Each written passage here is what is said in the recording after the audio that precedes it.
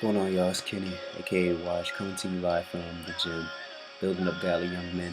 This week, what encouraged me actually was a sermon from John Piper. It's called the Anthem Against Lust. But for all of you guys who absolutely need a scripture to make it legit, it comes from 1 Corinthians 18. It says, "Flee from sexual immorality." For every other sin a person commits is outside the body, but sexual immorality a sexually immoral person sins against his own body. So John Piper has this acronym called Anthem Against Lust.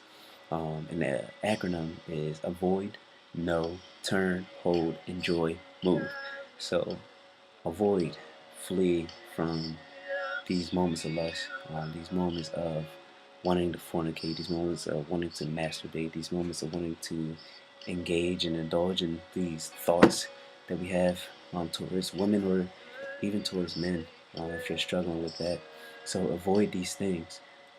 It's not to say that being a believer, none of these things will ever come to our mind, but because it does.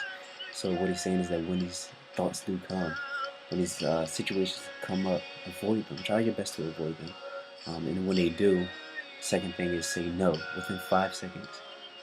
Try to say no, because the longer it lingers, the more probability it has for you to actually fall into that sin. Turn our minds towards Christ. And it's like, what do you think about? Well, you absolutely have nothing to think about in all the greatness that God has done. We can just turn our minds towards the fact that Christ was on the cross and what he did, how he got there, and the reason why he was on the cross. I'm pretty sure in that moment, like, that just trumps any lie that the enemy would put into our minds and everything that makes us struggle to want to engage in these things that God just seriously hates. Hold on to the promises of Christ, holding on to the fact that what Christ promises, it will come true. You know, Christ promises blessings. He promises us salvation. He promises us suffering, but he promises deliverance through the sufferings. He promises healing, and he promises satisfaction, which is the fifth one.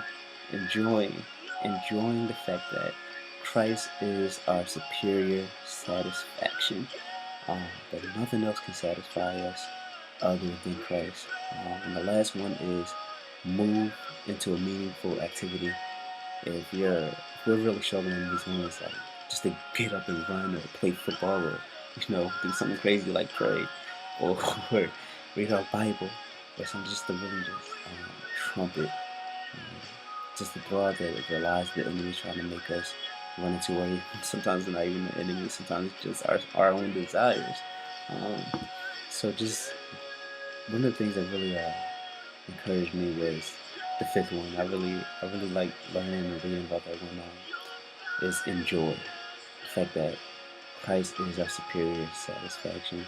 Because I'm almost a married man, so like lust has been like one of the biggest issues lately, because it's like you're almost there. So, but really find myself in moments like thinking, yo, this one moment will satisfy you.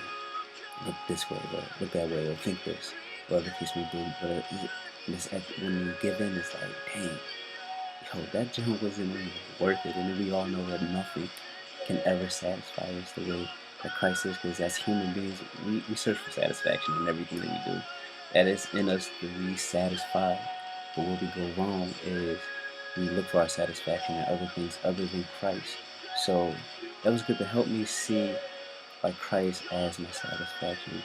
To see him on the cross, knowing that he died and rose again for me, that I may be satisfied and whole once again with my Father.